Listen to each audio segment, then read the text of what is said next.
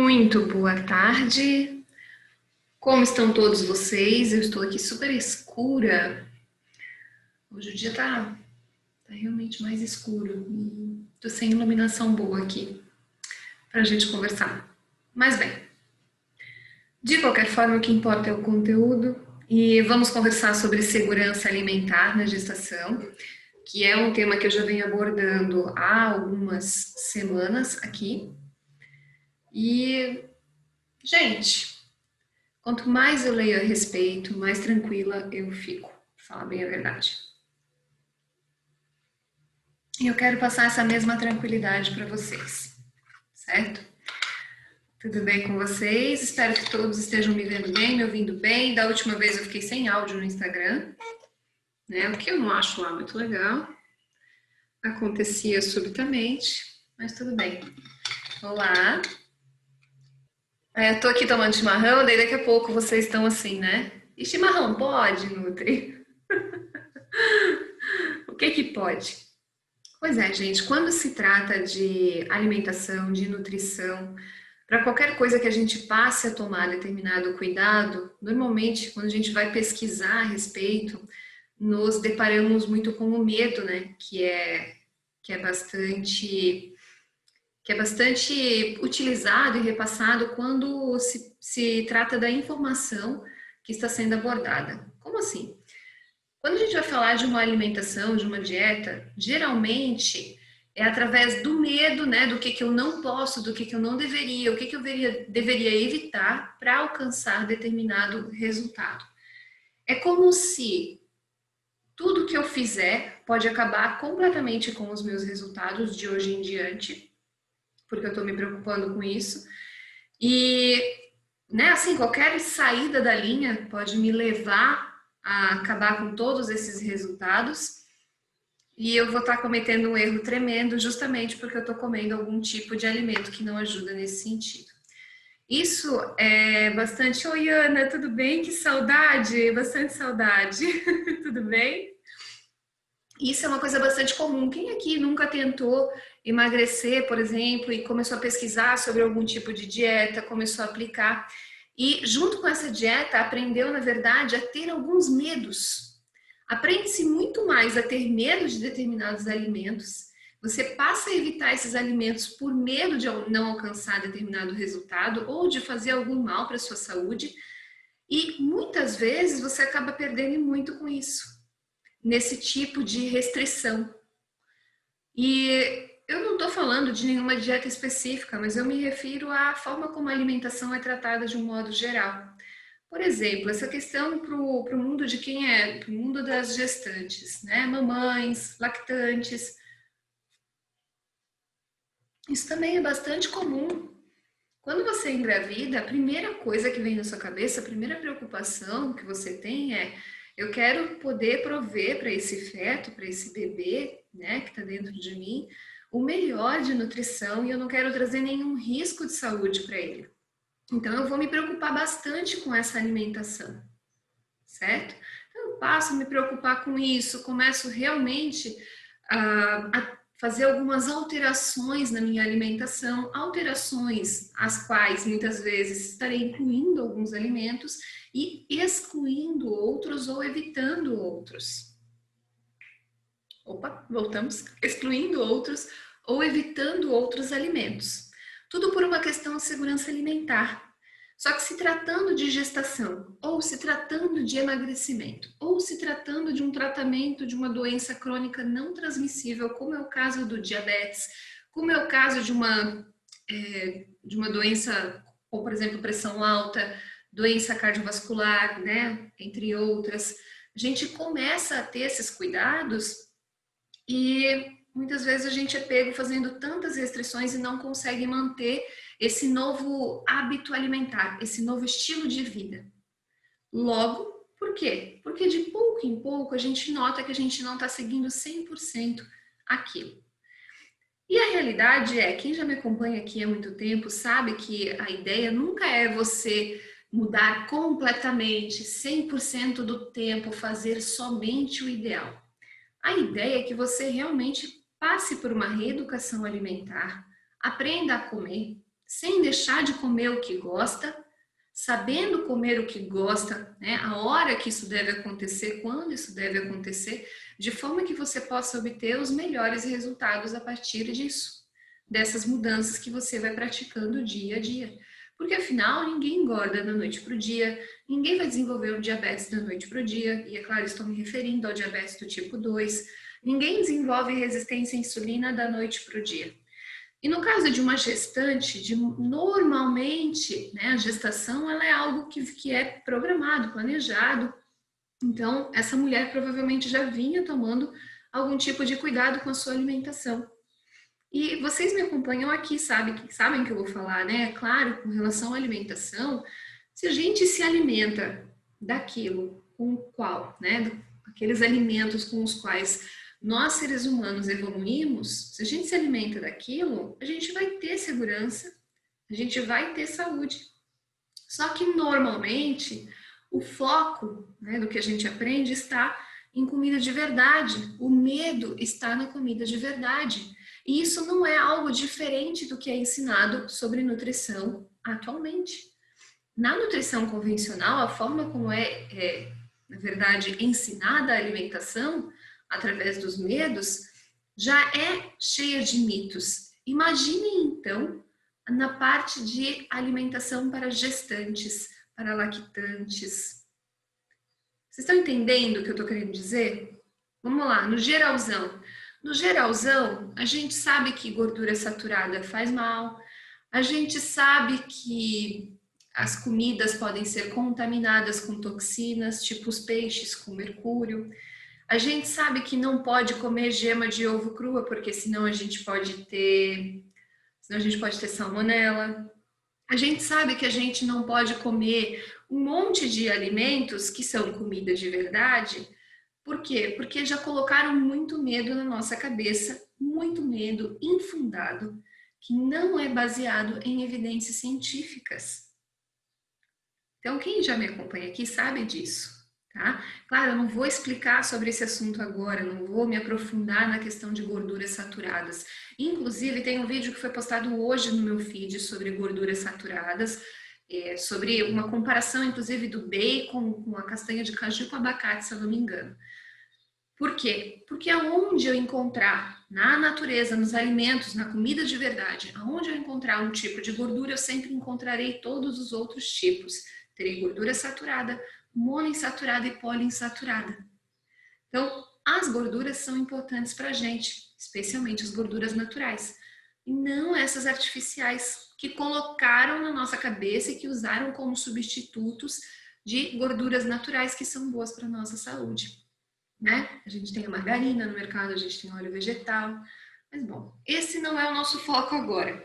O que eu quero dizer para vocês é que nutrição é ensinada com base no medo, e é por isso que tantas pessoas acabam patinando, né, com relação à alimentação, com relação a quero emagrecer, mas não consigo, não sei qual caminho seguir, não sei por onde começar. Eu sou gestante, mas eu tenho medo de comer isso, eu tenho medo de comer aquilo, porque a única coisa que se ensina para gestante, a única coisa que se entrega para uma gestante, normalmente os médicos entregam, é uma lista dos alimentos que deve evitar. E na maioria das vezes, para quem não sabe, hoje a live é sobre gestação, tá? E na maioria das vezes, essa lista de alimentos que devem ser evitados compreendem, em sua maior parte, alimentos que são de origem natural, que não são processados ou que são minimamente processados. Tais como queijo brie, ovo de gema mole, peixe não pode, tá? Então a gente sabe que tem essas questões, mas quais alimentos realmente deveria evitar? E será que a gente tem que ter esse olhar aí somente para os alimentos que devemos evitar?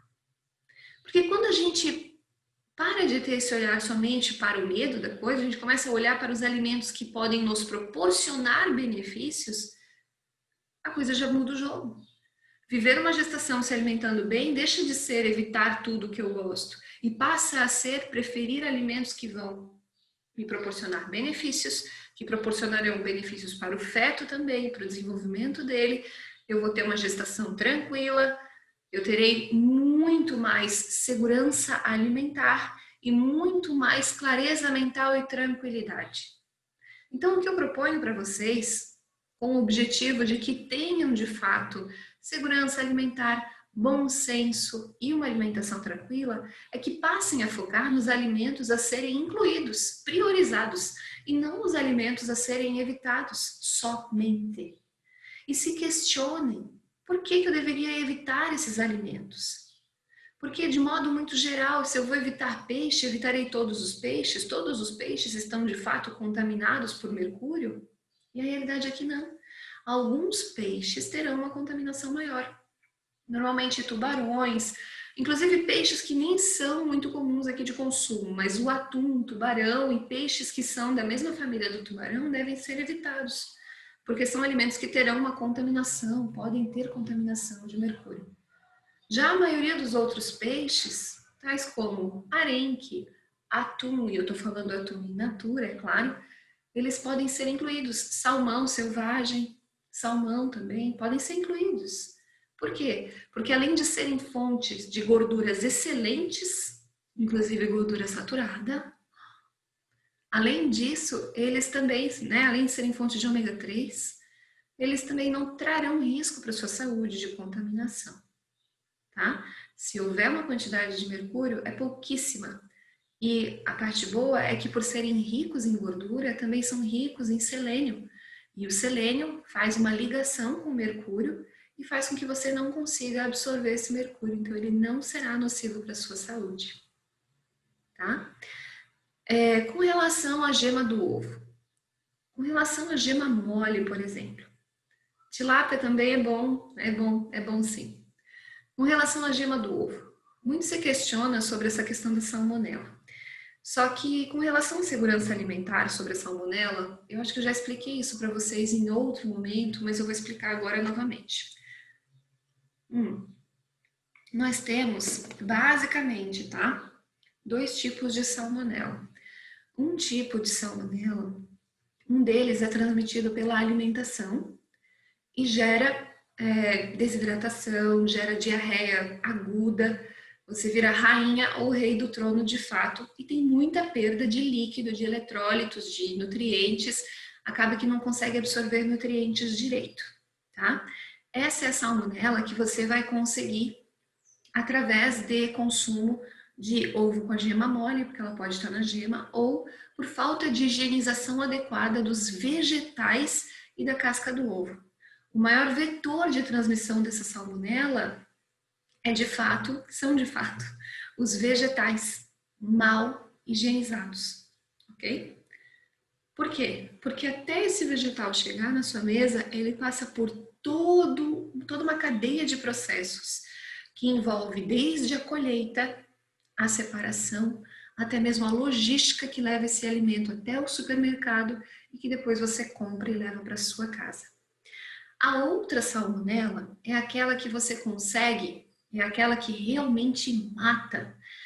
É através, na verdade, você vai se infectar, ela é uma salmonela viral, você vai se infectar bebendo água que não tenha sido bem tratada, ou mesmo tendo contato, né, com em alguns tecidos moles em que a gente consegue ter abertura, algum machucado, contato com o esgoto. Então, normalmente, esse tipo de salmonela que realmente traz risco para a nossa vida, né? Esse tipo é mais encontrado e é mais comum em locais em que não há saneamento básico, o que não é a realidade da maioria da população brasileira, já hoje em dia. Certo? Então, antigamente, isso era bastante comum.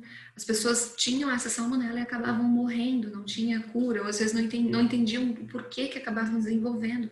E tinham febre altíssima, tinham dores no corpo, não sabiam exatamente o que tinham. Isso era salmonela.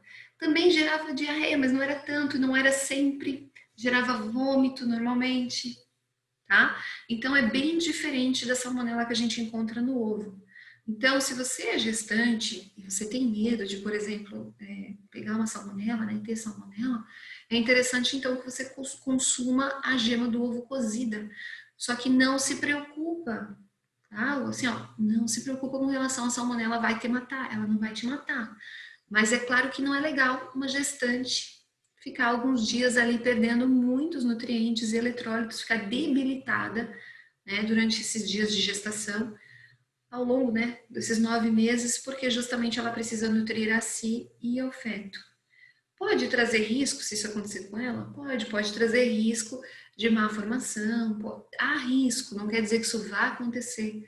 Por quê? Com certeza essa mãe vai tentar de alguma forma se nutrir, né? Mesmo que esteja jogando tudo para fora, o máximo que conseguir absorver, querendo ou não, vai principalmente para o feto e não para a mãe. Especialmente deve também higienizar muito bem os vegetais, porque não é só o caso da salmonela, mas também toxoplasmose, entre outros tipos de agentes nocivos para a saúde que podem ser encontrados nesses alimentos e realmente podem fazer algum mal, tá? Cuidado básico de higiene com a sua alimentação e tá tudo certo, tá tudo certo. E não se preocupa, se por acaso você vier a ter algum tipo de salmonelose, essa salmonela, que é do ovo cru ou dos vegetais não higienizados, ela vai te levar a virar a rainha do trono, mas não vai te levar à morte. A não ser que você seja uma gestante, uma mamãe desnutrida, extremamente magra, que não consiga se manter. Aí, nesse caso, provavelmente o corpo pode realmente desfalecer e pode ocorrer de fato uma perda fetal antes de tudo. Com relação aos alimentos, comida de verdade, eu tenho também uma boa notícia para as mamães. Eu peço desculpa porque hoje eu estou muito calma, porque eu estou morta de sono, tá? Então eu não estou falando super rápido, não estou falando super alto, mas eu estou morrendo de sono. Quase que eu falei, não vai ter live, eu vou dormir. Tá, mas não. Estou aqui firme e forte porque eu combinei com vocês 5 horas que a gente faria live. Andréia Rupestre, salmão normalmente é de cativeiro. Tem certeza, Andréia? Você já experimentou perguntar sobre o salmão? Eu sei que esse é o tipo de informação bastante disseminada, né? A gente vê em vários perfis e médicos falando.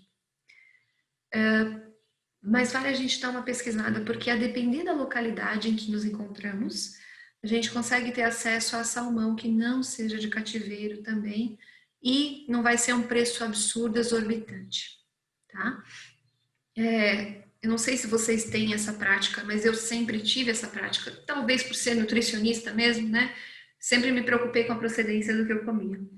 Mas antes de saber da existência do salmão selvagem, por exemplo, eu comprava salmão aqui na feira de Blumenau, na feira de Blumenau. E eu sempre perguntava de onde vinha esse salmão. E o salmão que eu comprava vinha do Chile. E eu tinha o cuidado, é claro, de perguntar se o salmão era cultivado em cativeiro, e o moço sempre ele me respondia que não. Se fosse para comprar o de cativeiro, ele compraria aqui da nossa região, tá? Então, vale você questionar de onde vem o salmão quando você está comprando. É claro que em grandes redes de supermercado isso fica mais difícil, e também, provavelmente, nesses locais que você encontrará o bendito salmão de cativeiro, que de fato não é a melhor opção. Por quê? Porque o salmão de cativeiro pode conter altas doses de bisfenol A, o famoso BPA, aquele dos plásticos.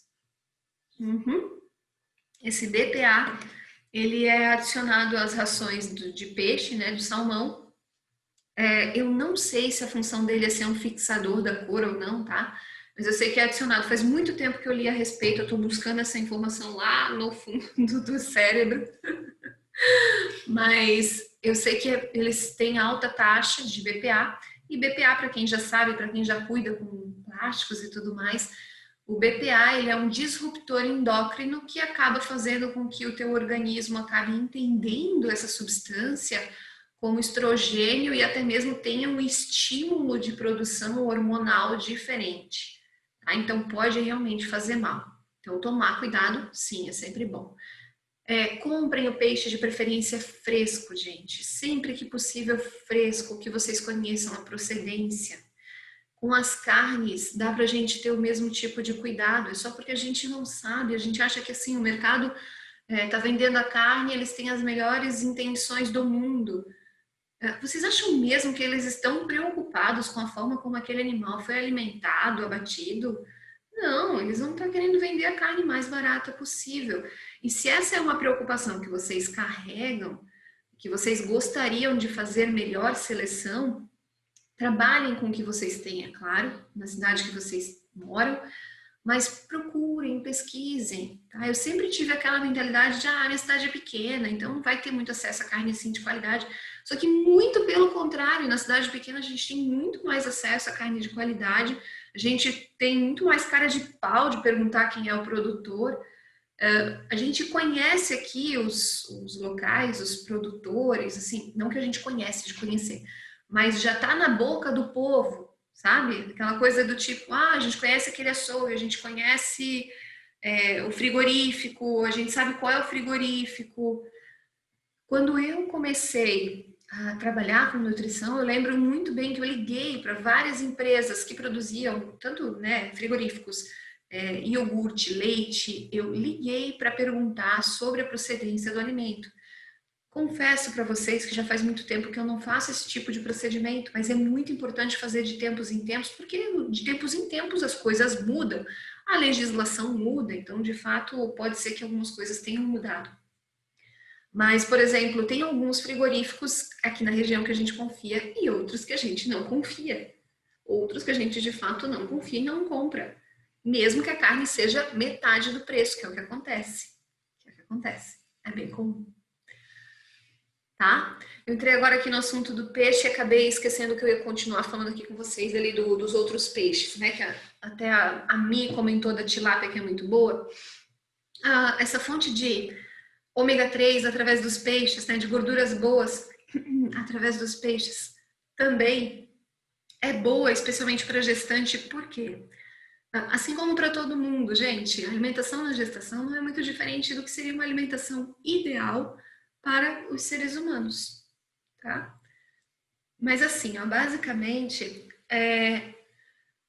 a quantidade de ômega 3 presente no salmão, presente no arenque, presente também no atum e na sardinha é altíssima, tá? Só que o atum a gente realmente tem que ter esse cuidado também de procedência, tal como o salmão. Vale perguntar, porque se for boa procedência, terá altos níveis de ômega 3, o que é excelente, tanto para a mamãe, como para o bebê, ou como para qualquer pessoa que queira ter qualidade de vida, né, saúde em dia, e não queira estar se preocupando com um monte de doença, certo? Oi, Aline! Guria, lembrei de ti esses dias. Aline, minha paciente querida, saudades mesmo. Eu penso de vez em quando em vocês, porque já faz tanto tempo, né, que eu não vejo mais, aí eu acabo lembrando. Lembrando cada vez mais.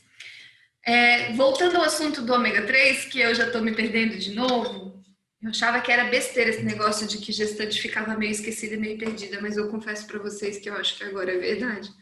Porque não é possível. O que eu ia falar para vocês é sobre as RDAs. Para quem não sabe o que é RDA, RDA é uma recomendação, são recomendações dietéticas de ingestão de nutrientes. E as RDAs para gestante, na verdade, elas não são embasadas, assim como as RDAs de modo geral, elas não têm um embasamento científico forte. A RDA diz pra gente o quais são as necessidades de nutrientes, né, nas fases da vida. E durante a gestação, essas RDAs, elas têm uma determinada alteração. Tanto que, com base nisso, existem muitos suplementos para gestantes e muita mulher que acaba engravidando fica com essa preocupação: devo suplementar ou não? Ou será que só tendo uma alimentação de qualidade é suficiente? Na última live que a gente fez aqui, eu ainda conversei com vocês e comentei o seguinte, na última sobre suplementação, que não foi a última mesmo, foi a anterior, a antepenúltima. Eu ainda falei para vocês que tudo ia depender muito do estado nutricional de cada gestante, né? Que assim, depende do quanto pesa, o quanto mede, como está a saúde dessa gestante antes de tudo. E isso que eu estou comentando agora e estou trazendo agora, né, que poderia ter falado naquele dia, é porque eu encontrei outra evidência sobre esse tipo de assunto, outro especialista falando e outros artigos falando disso. O que acontece? As RDAs são quantidades mínimas de nutrientes que a gente deve ingerir para que a gente tenha saúde em dia. vitaminas e minerais para que todas as funções orgânicas estejam intactas e aconteçam normalmente, certo? Acontece que essas RDAs são base para a prescrição tanto de suplementos como também de como vai ser a dieta da pessoa. Então, muitas vezes é calculada uma dieta, pensada numa dieta, pensando nessas RDAs. Tanto que muitos desses mitos, medos e até mesmo necessidades que existem de ingesta de ácido fólico, de ferro, de ômega 3, são baseados nas RDAs, certo? Muito disso é baseado nisso. Ficou bem claro, muito disso é baseado nisso. Muito do que a gente ouve sobre necessidades nutricionais é baseado nas RDAs, nessas necessidades dietéticas aí. E essas necessidades, na verdade, de nutrientes, não são completamente embasadas em ciência, o que significa que, embora digam para você que você precisa consumir 150 miligramas de determinado nutriente, não quer dizer que eles pegaram uma população e fizeram um estudo e viram no final que tantos desse nutriente era necessário para que suas funções orgânicas fossem normais e perfeitas. Entenderam? Espero que sim. Então, não foi feito um estudo comparando grupos que tiveram 150 miligramas de nutrientes desse nutriente, vamos usar o ferro, 150 miligramas de ferro. Outro grupo com a mesma variação de idade, mesmo tipo de perfil, tudo sorteado e não selecionado. Aí, para esse vai ser 100 miligramas, para esse vai ser 50 e para esse vai ser 10. Então, normalmente, as evidências científicas são feitas assim. Fortes evidências são feitas dessa forma. Você pega grupos, faz um comparativo entre eles. É claro que tu vai selecionar esses grupos, vai fazer um sorteio, e eles terão mais ou menos a mesma faixa etária, ou serão divididos em mais ou menos a mesma quantidade de homens e mulheres. Então, diversas variáveis são incluídas, considerando que quanto menor, quanto menos variável a gente perca, a gente não inclua, né? Quanto menos a gente esqueça de incluir, melhores serão os nossos resultados, mais eficientes, porque muita coisa interfere. O estado nutricional, então eram indivíduos saudáveis esses, então todos têm que ter indivíduo saudável. Não, eram obesos, então todos têm que ser obesos, porque eu não vou comparar indivíduo saudável com obeso, por quê? Porque com certeza há diferente função nesses organismos e eu terei resultados diferentes no final, tá? Então as RDAs não são baseadas em evidências e pasmem, as RDAs para gestante, menos ainda. Menos ainda. Eu vou até ler aqui para vocês, ó. De acordo com o American Journal of Clinical Nutrition, em 2000, eles falaram que as necessidades de nutrientes durante a gravidez são geralmente calculadas adicionando um incremento ao valor para mulheres não grávidas e não lactantes, que cobre o custo do crescimento e desenvolvimento fetal e as mudanças associadas no metabolismo do tecido materno. Vocês entenderam? Sabe o que eles pegam? Eles pegam as RDAs para mulheres saudáveis e que não sejam gestantes e nem lactantes.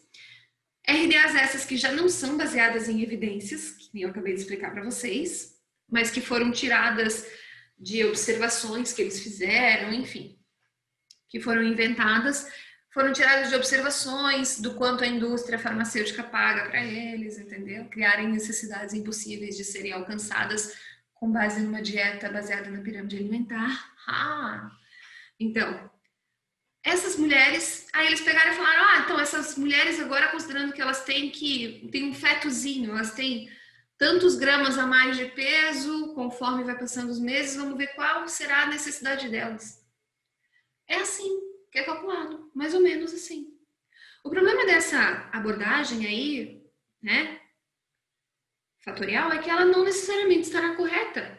Se a RDA padrão já não é tão correta assim, imagina essa.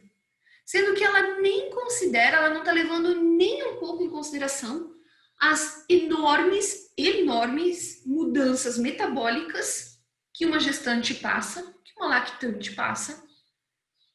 Está levando completamente, está deixando completamente de fora esse tipo de consideração. Fora que essas mudanças, essas alterações metabólicas vão interferir diretamente na absorção de nutrientes e vão interferir diretamente na excreção dos mesmos também. Tudo muda numa gestante. Porque o objetivo do corpo não é só a sobrevivência, mas é principalmente nutrir o feto. Numa lactante, é principalmente nutrir o feto com a nutrição extraplacentária. Vocês sabiam disso? Por que a lactante começa a ter queda de cabelo? Além de todo o estresse envolvido no parto, por que ela começa a ter queda de cabelo? Porque a maior parte dos nutrientes que ela consome e que ela mesma produz serão destinados ao feto, à sobrevivência do feto, principalmente. E aí o corpo considera o quê? Que é menos importante zinco para o cabelo, é menos importante alguns minerais para o cabelo, sendo que é mais importante nutrir aquele feto, e é isso que ele vai fazer. E aí, quem vai sofrer? O cabelo, a unha e outras coisas. Ai meu Deus, Julie, não tem como controlar isso? Tem. Você melhora a sua dieta. E pronto, você consegue melhorar isso. Compreenderam o que eu tô falando? Agora vamos calar um pouquinho mais fundo, que eu já dei para vocês, eu já joguei a pulguinha enquanto eu falava desse assunto. É o seguinte, essas necessidades aí, elas não são calculadas, não são consideradas, e o que eu quero dizer para vocês é que eu acredito, tá? Porque de acordo com o que eu já li a respeito sobre gestante e tudo mais, não tem nada que é muito bem acompanhado, não existem evidências fortes, mas de fato eu acredito que as necessidades nutricionais são maiores do que as RDAs dizem. Mas vamos a um buraco um pouquinho mais fundo, assim. Eu quero dar uma cutucadinha aqui assim, ó.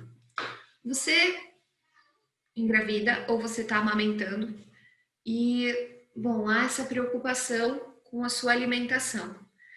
E pensando em focar nos alimentos que devem ser incluídos e não somente nos que devem ser evitados, aliás, os que devem ser evitados só geram estresse, porque muitas vezes você acaba tirando comida de verdade da sua alimentação. Comida essa que é fonte dos principais nutrientes essenciais para que você tenha uma gestação tranquila, tá? Então, focando realmente nos alimentos a serem incluídos, gente, se você consome esse tipo de alimento, você acaba tendo o melhor da sua nutrição. As melhores fontes de vitamina B12, de ferro, de colina e de diversos outros nutrientes do complexo B, vitaminas do complexo B, diversos outros nutrientes como vitamina D, vitamina A, vitamina K2, tá? Então, assim, diversos deles a gente precisa ao longo da gestação e ao longo da amamentação, para que esse feto tenha um bom desenvolvimento, tanto neuronal, como de todo o corpinho, de todos os outros órgãos vitais.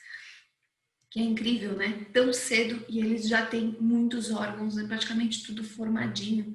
Em poucas semanas, aquele serzinho que não é nada, é uma coisinha desse tamanho, já tem, né? Assim, já tem bexiga, já tem rim, já tem coração. Meu Deus, gente, é incrível. E requer, de fato, muita nutrição. E todos esses nutrientes a gente tem em altíssima quantidade nos alimentos. Só que, por incrível que pareça, a maioria desses alimentos acabam sendo, eu vou dizer que, assim, injustiçados. Essa é a palavra, injustiçados, sem merecer isso. Tipo o ovo. O ovo, que é fonte de vitamina D, fonte de vitamina B12, fonte de colina, fonte de vitamina A, fonte de antioxidantes. O ovo gera uma vida. É um alimento extremamente denso em nutrientes. Mas tem gestante que deixa de comer porque tem medo, que pode pegar uma salmonela, por causa do colesterol, porque tem medo de engordar. Vai por mim. Não é o ovo que te engorda. Normalmente as pessoas que engordam e normalmente as pessoas que têm problemas realmente, né, relacionados ao colesterol, praticamente não comem ovo.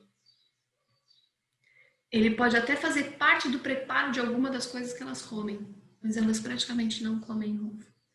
Elas comem muito mais farinha, elas comem muito mais açúcar, elas comem muito mais aditivos químicos, elas comem muito mais alimento processado, alimento esse que sequer sabem da composição, o que tem lá dentro, mas comem muito mais pelo paladar. Uma pergunta que eu costumo fazer para os meus pacientes no consultório, quando eles ficam com medo do consumo de gordura, quando eu estou falando e encorajando o consumo da mesma, eu falo assim: então, você que comia carne magra, come, aliás, carne magra, né, que está sentada aqui na minha frente nesse momento, me explica como é que foi acumular gordura corporal. Porque se é gordura que engorda, onde é que está essa gordura escondida? Aí a pessoa faz: ah, sabe que eu também não sei, eu sempre me perguntei isso, mas eu não sei como é que eu engordo. Eu falo: pois é, eu estudei isso, e não foi nos 5 anos da faculdade, mas eu estudei isso, eu sei.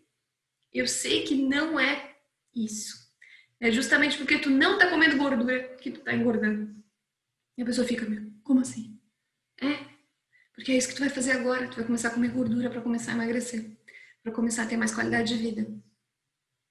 Porque todos os nutrientes que vêm dos alimentos, a maioria dos nutrientes essenciais, eles dependem de gordura para serem absorvidos, metabolizados, utilizados pelo organismo para cumprirem suas funções. Oi, Fabiola, tudo bem? Gente, oi, Flávia. Mas vocês estão muito... Nossa, tá o pessoal das antigas aqui, adoro. Que legal, que saudade. Muito legal, muito bom ver vocês aqui. Muito obrigada. Então, gente, continuando a cutucar aqui, a gente normalmente vai aceitando a informação que a gente vai recebendo e a gente acaba esquecendo, tem que olhar a hora, porque senão eu vou acabar me perdendo aqui, eu tenho paciente para atender. A gente acaba esquecendo de ficar com aquela pulga atrás da orelha quando nos trazem esse tipo de informação, né?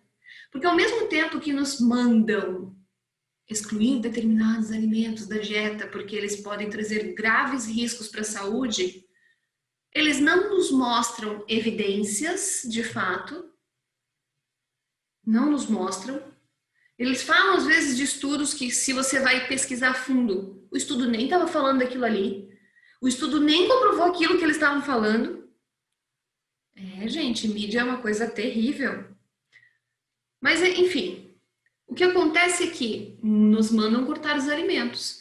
E aí, quando a pessoa engravida, e aí, quando a pessoa, né, tá amamentando, tu vai começar a fazer o quê? Suplementação. Mas é lógico.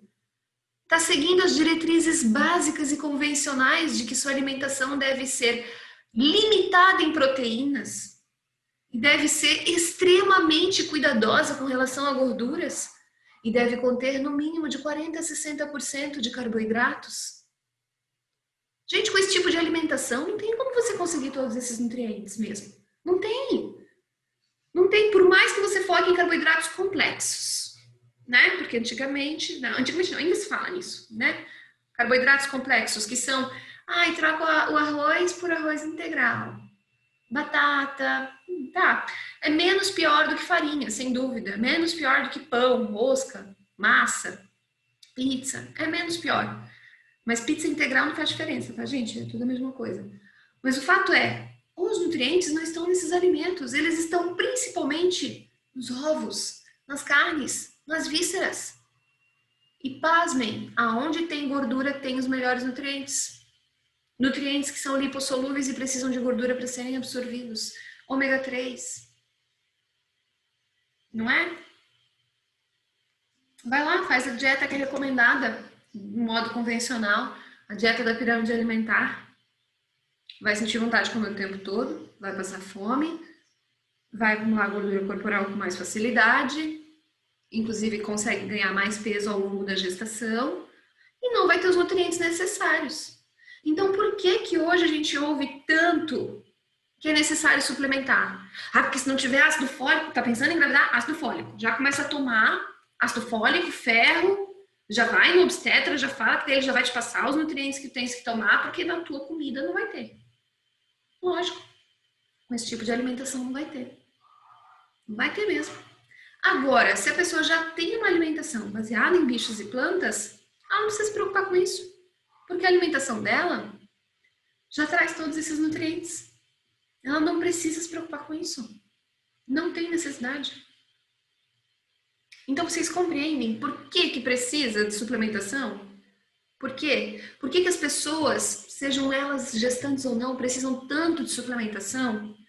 Por que elas acabam tendo que ficar remediando alguma situação na saúde delas, mesmo que comam bem, mesmo que sigam uma dieta baseada na pirâmide alimentar, porque isso é comer bem hoje em dia, né? Não na minha concepção.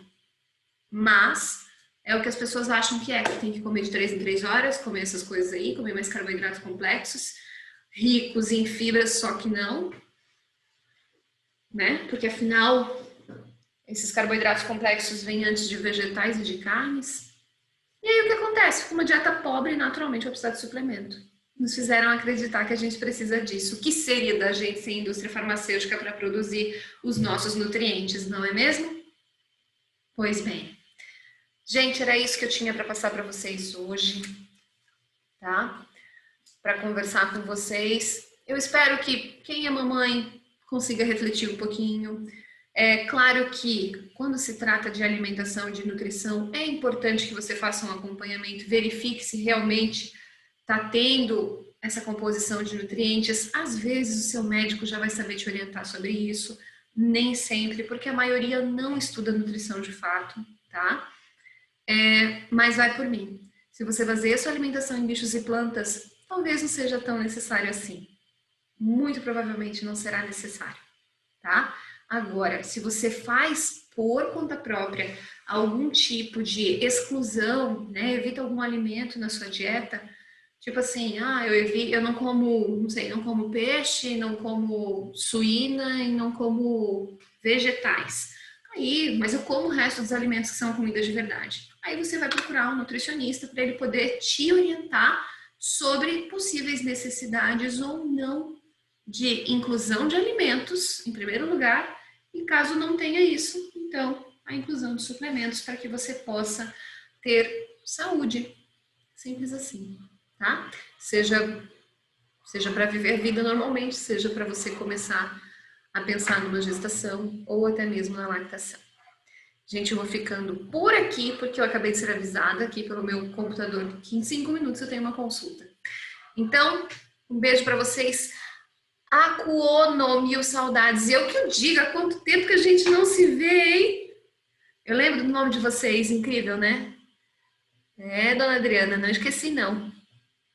Então, eu espero ter passado aqui a mensagem para vocês. Se ficou alguma dúvida, vocês sabem que eu sou toda aberta a conversar, né, a palavras, então é só falar comigo pelo direct.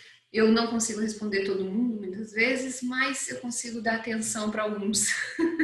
Se vocês tiverem qualquer dúvida, falem comigo por lá ou pela caixinha de perguntas. Um beijo e a gente se vê na semana que vem, segunda-feira, às 5 horas, tá? Tem live de novo às 5, toda segunda. Beijão, gente. Tchau, tchau.